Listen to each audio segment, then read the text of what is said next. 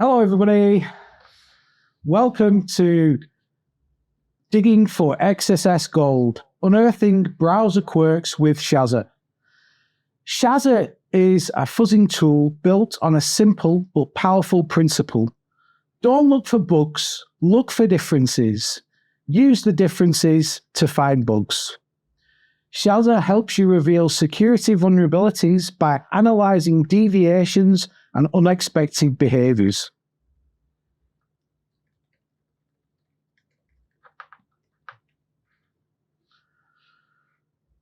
So what exactly is fuzzing? Well, fuzzing automates the process of asking millions of questions and receiving millions of answers. Fuzzing typically involves generating a large number of inputs, either randomly or systematically, and applying them to a target program, template, or system to detect unexpected behaviors or vulnerabilities. Shazzer is a tool designed to streamline the fuzzing process for web browsers by automating several tedious tasks. Fuzzing typically involves generating loops, replacing data in templates, and storing results for different browsers. Shazzer simplifies this by handling browser detection, data storage, template generation, and placeholder insertion. The name Shazzer is derived from combining shared and fuzzer, reflecting on its goal to make fuzzing easier and shareable. So now we know what Shazzer is, let's focus on the fuzz types. What are the fuzz types in Shazzer? Shazzer has three fuzz types: HTML, JS, and XSS. The HTML type is used to understand how HTML is parsed. For instance, if you need to determine what character can close a HTML comment, you would use the HTML fuzz type. It's most suitable when JavaScript execution is not required. The JS type is used when JavaScript execution needs to be analyzed. The XSS type is needed when you need a combination of HTML and JavaScript. One good example of this is when you need to know what characters are allowed before a HTML attribute.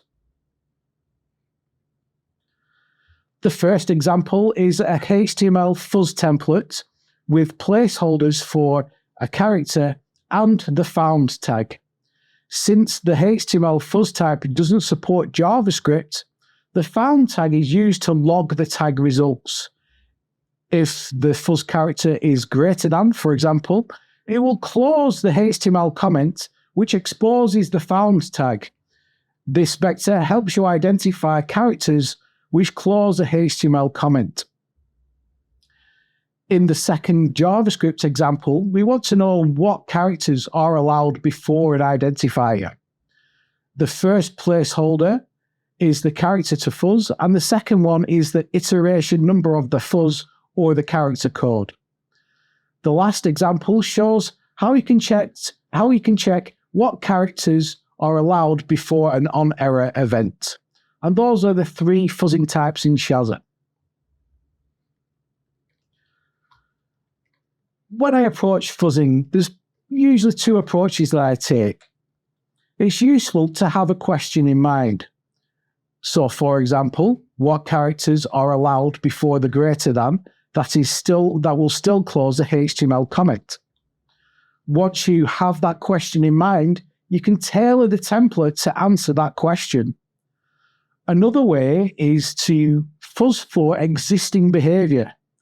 Let's imagine that the browser silently adds support for a new attribute quote using backticks. You can find this behavior by fuzzing for the existing quote behavior.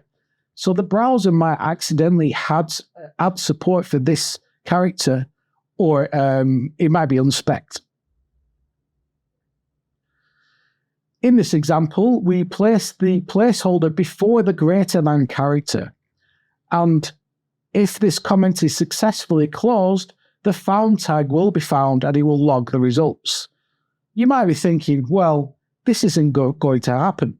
But actually, it did happen on Firefox. And I found multiple bugs where you could use new lines and it'll still close the HTML comment using this trick.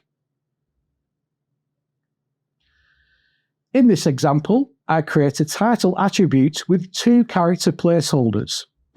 Only if the characters act as an attribute quote will the on-error event fire. When running this vector, the single quotes and double quotes will be logged, confirming this quote behavior. But hypothetically, if a browser introduced a new character that behaved in the same way, you would see results for that browser. So if a browser accidentally added a certain character, you would see the results for those characters. So this is a new approach of fuzzing. You fuzz for existing behavior as well as answering questions. So now we've covered the basics of Shazzer, let's look at finding interesting browser behavior. So just a quick recap on URL credentials. A URL can include credentials where the username and password are separated by a colon and followed by an @ symbol. In Chrome, this is completely hidden from the user, so the credentials are there, but you can't see them. And you can access these credentials client-side by using document.url, document.baseURI, or the URL constructor. So I recently researched hiding payloads in the credentials part of a URL by testing characters that don't URL encode. So to create a template, I first created an anchor tag, assigned a URL, and then fuzzed the username with different characters. Then I checked if the browser encoded them, revealing which characters are allowed. So in this example, I use code before the fuzz, so this creates the element, and then the template is used to do the actual fuzzing.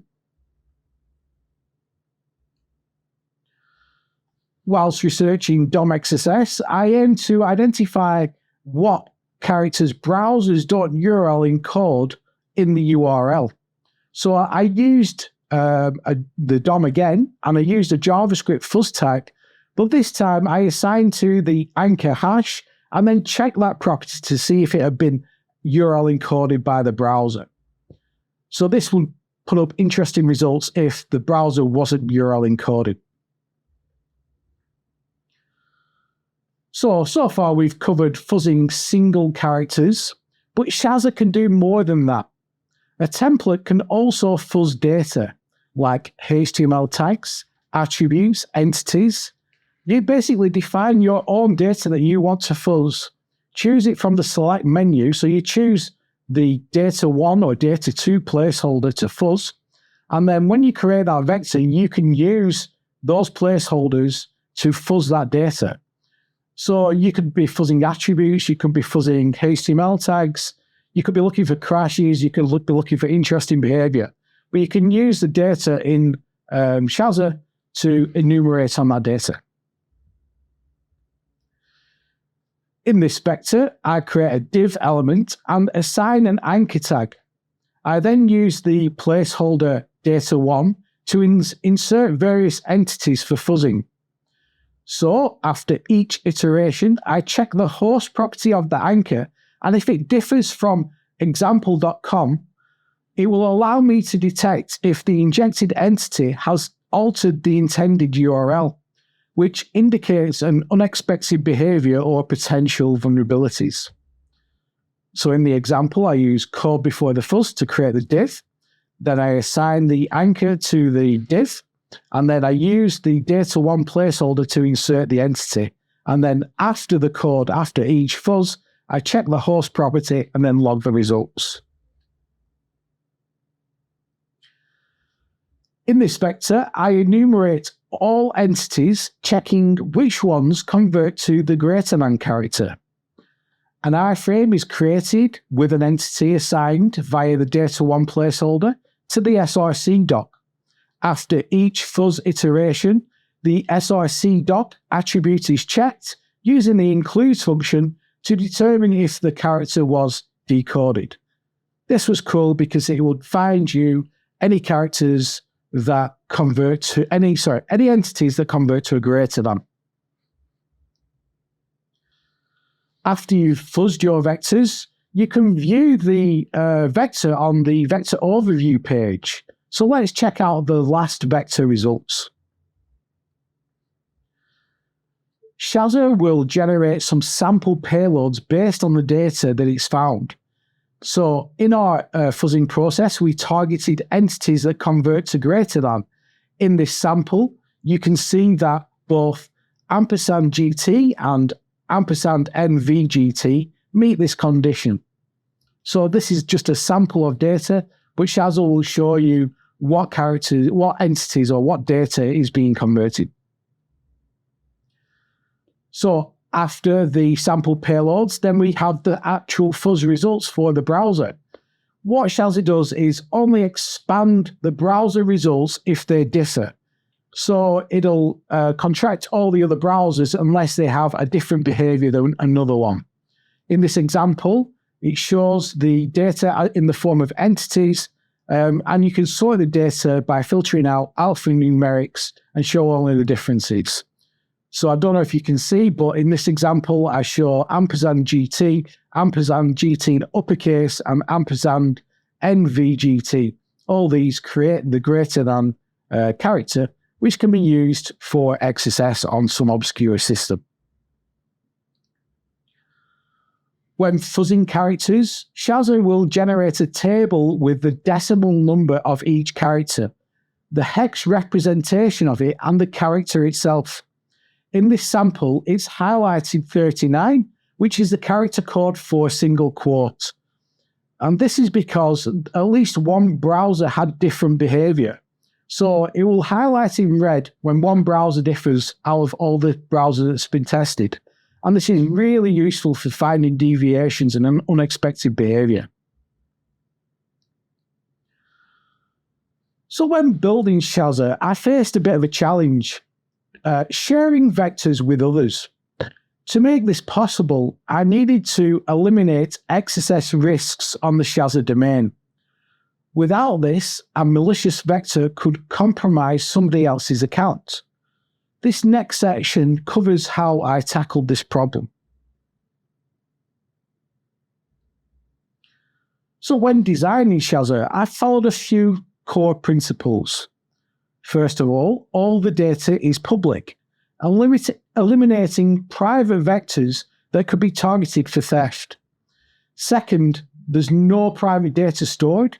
By removing all private information like email addresses, the system holds no sensitive information to steal. Lastly, I chose GitHub as the SSO provider, ensuring there are no passwords to steal on the system at any point. So by designing the system without any data that you can steal, even in a compromise, there'll be a lot less damage than a normal website. All vectors are executed within an iframe sandbox configured with allow scripts and allow form flags to enable scripts and forms but prevent an attacker from breaking out of the frame. The src doc attribute is used to assign the template and the fuzzing architecture, ensuring that everything runs securely within the sandbox environment. I also use CSP to prevent excessive server requests, such as those that might occur with image resources. Once fuzzing is complete, a web message is sent to the parent page. The parent then validates this message by comparing the message source property with the iframe's content window. After a valid message has been received, the src of the iframe is cleared, and then that will remove any residual content. So the source property is really important here because if you use the origin will be null. So by using the source property, you can verify the iframe's window is the expected window that you're expecting. So here's how it works. The user presses the fuzz button. the template and architecture is assigned to the src doc attribute. The sandbox iframe is then rendered, showed here in red, and it blocks access to cookies and the alerts and prompts and stuff. And then the fuzz results are then sent to the parent page. So this is the main Shazzer window. It receives that message. The parent page receives the message, validates that it comes from the sandbox iframe, and then the fuzz results are stored. So all you do is you look at the web message, use the event source property, and compare it with the iframe content window. And this verifies that the message is genuine. Now, you might get a problem what I encountered where you've got an extension installed and it'll send a message to the event listener. So if you do this, then you won't get that problem. So like, for example, React's dev tools, they will send messages to listeners on the page, and then by comparing the source property, you can remove that. So this is the main reason why I validate the messages. And obviously, it also validates malicious messages too.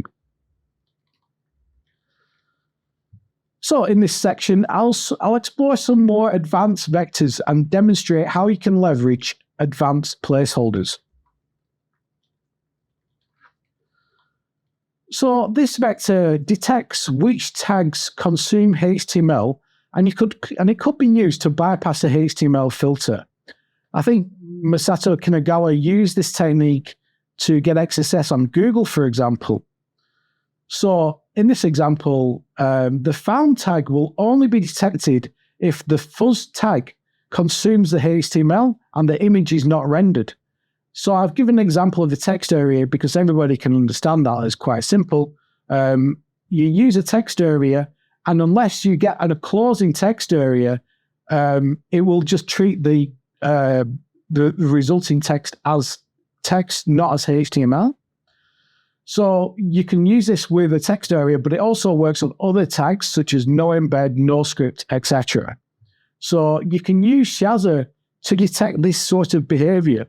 And that's really important because finding this sort of behavior can lead to a filter bypass, XSS, etc. So here, the two examples show the text area and the no embed tag, but I've fuzzed other tags, and there are many other tags that have this behavior. Another thing to look for when fuzzing is that some tags will prevent other tags from rendering.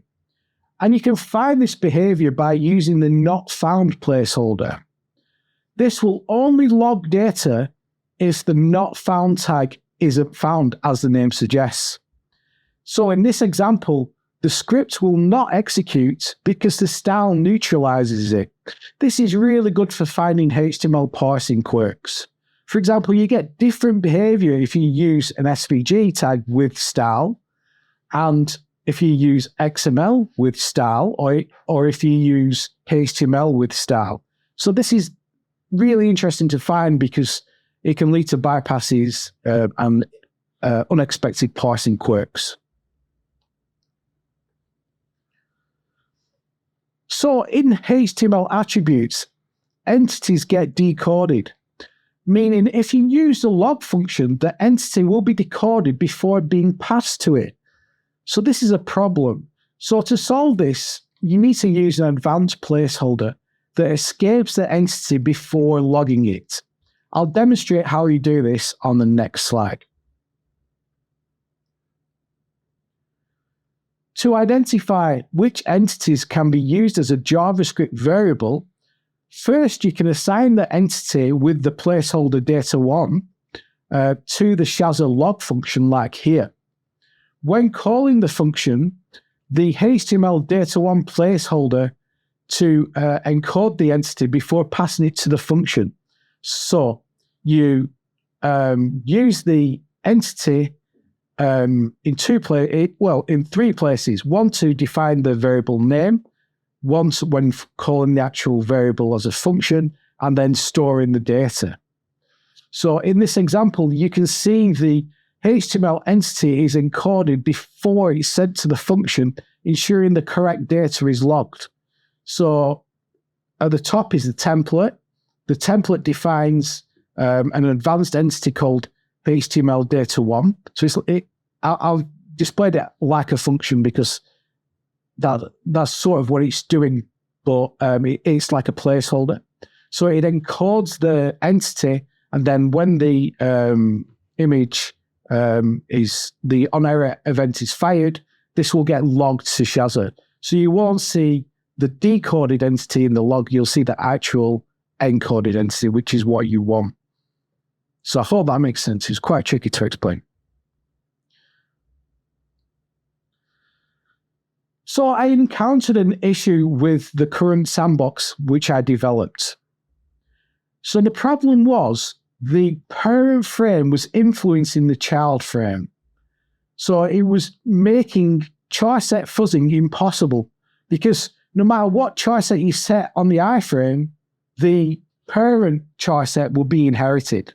So it'd always be UTF-8, which was damn annoying because you couldn't fuzz other charsets.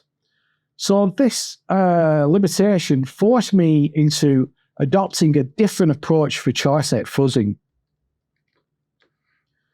So the process is very similar to before, but with one key difference. Instead of using the src doc attribute, I use a blob URL instead, which allows me to define a charset. So the user presses the fuzz button, but this time, instead of assigning it to this src doc, we create a blob URL, which then allows you to control the charset, and it's still in a sandbox iframe with those flags set, so there can't be any prompts or you can't get cookies. And then the message is sent as before to the parent page, and then it's validated as before. In case you don't know, an iframe blob URL is a unique browser-generated URL used as an SRC for an iframe or an image. It allows you to create dynamic content without using external server requests. It's very similar to a data URL, but it's more convenient than a data URL because it allows you to change the charset without causing exceptions and failing on different characters. So this is why I use that. So here's how it works. I start by creating the blob URL, using the fuzzing template to assign to it, and then I can change the charset in the blob URL, and then next I can assign that blob URL to the sandbox iframe, which lets me control the charset of the child frame, which is really cool because you can fuzz like all sorts of different charsets and find XSS in an obscure system. So this vector demonstrates that the backslash can be consumed when using a big 5 charset. So it works by placing the fuzz character before the backslash, and it will only call the log function when the backslash effects are neutralized. So e.g., if the double quote is not escaped, then the log function will fire. Now, if you try this on a UTF-8 charset, the only character that will cause this behavior is the backslash. But in the big 5 charset, there are literally loads of different characters that neutralize the backslash, which is interesting for XSS. And this is the only one that I fuzz currently using a charset, but there could be potentially loads of bugs like this. If you want to read about this issue, you can find this on the GitHub link that I'll link in the slide. So the 3 takeaways I want to leave you with are simply avoid enumerating techniques. You won't discover anything new that way. Don't enumerate, innovate. Focus on differences, not just bugs. Leverage those differences to uncover bugs, and that's where the real value is. Thanks for listening to me today, and if you want to use Shazzer yourself, visit shazzer.co.uk. Has anybody got any questions?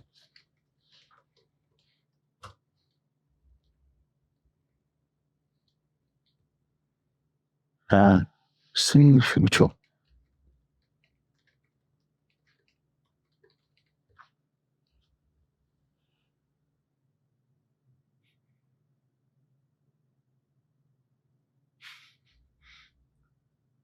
just wait for some questions. I've got 5 minutes, guys, so if you want to ask a question. So somebody's asked, how would you fuzz something like href JavaScript :alert? Yeah, so you'd use the same process that I used in the slides. So you could use a div element, you could then assign it an anchor tag, use an entity, then you could fuzz what entities allowed before JavaScript, what allowed after JavaScript, what all allowed in the middle.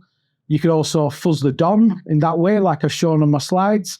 And you'll find that at the start, in the DOM, you're allowed a null character before a JavaScript URL, but not in HTML, which is quite interesting. But yeah, you can fuzz all that sort of stuff. Somebody's just asked, is it still possible to check an XSS HTML payload with all the charsets? It's not currently possible to do that. You have to do them individually, but I plan to add a test all charset button that will do that. Somebody's asked if I'll share the slide deck, and yes, I will. It won't be, somebody's asked, like the old Shazzer version. So it'll just be a button that tests all the charsets, and then you can then create the vector and choose the right charset. I think that's the idea for that. Where can I learn more about Shazzer and HTML fuzzing? There's loads more resources on the Portswigger research channel. I've done some fuzzing about fuzzing Firefox. The HTML comments I mentioned, there's provoking fuzzing in browsers or something that I created a blog post about, and it'll show you how to fuzz for HTML comments.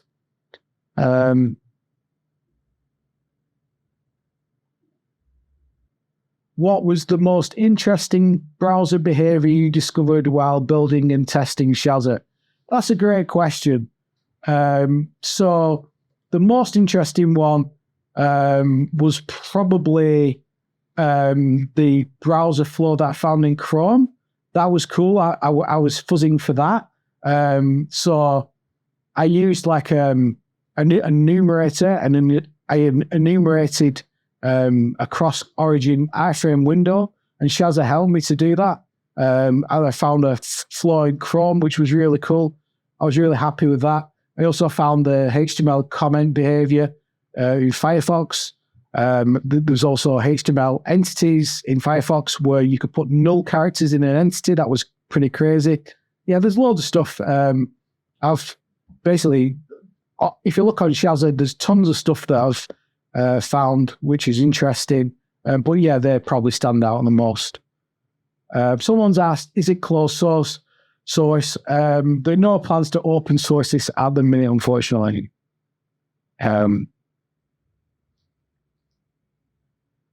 Somebody's asked, is it possible to fuzz more than 2 data sets at a time? The answer is no, not at the minute. You have a maximum data sets of 2 separate data sets. You can't go over that at the minute. The reason for that is it's going to take a long time, because the amount of data you've got per data set is like times that by the other data set, and then times it again for another data set. And that's only 3 levels, so it's a lot of data. So that's the reason why I don't really do that at the minute.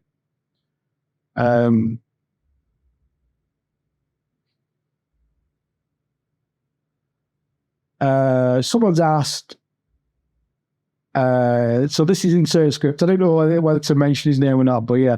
Do you still have the database of all the old Shazzer? Yes, I do, and I can get your specific vectors if you want them. But obviously I can't share anybody else's. Have you applied fuzzing to your email research? Yes, I have. I did an SMTP fuzzer. That was really useful in finding behavior in postfix and sendmail, like the / stuff. Yeah. Yeah, the presentation will be recorded. Sorry if you missed it.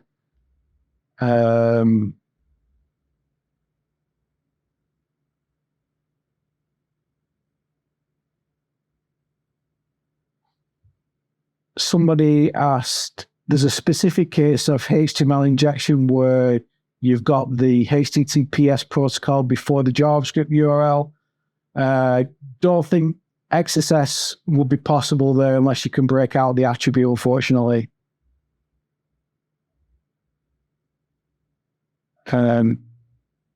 Is there any methodology we can follow to do this kind of fuzzing? Yeah, well, I believe I touched on that in the presentation. So it's useful to have a question in mind. That really helps. Having a goal really helps find that bug.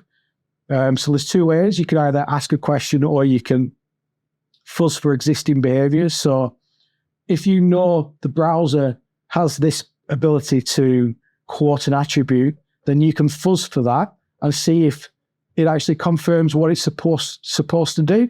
And then if you can find a deviation that doesn't, or it works in a different browser, then you can find bugs that way for sure. Any new project you have? Shazzer, Hackverter, what next? Email fuzzer. Probably I'm going to write an enumerator. That's the next thing I'm going to do. Which would be pretty cool because I plan to allow you to find bugs by enumerating data.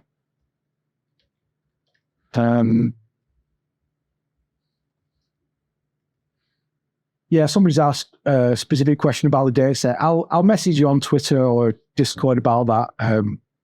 Yeah.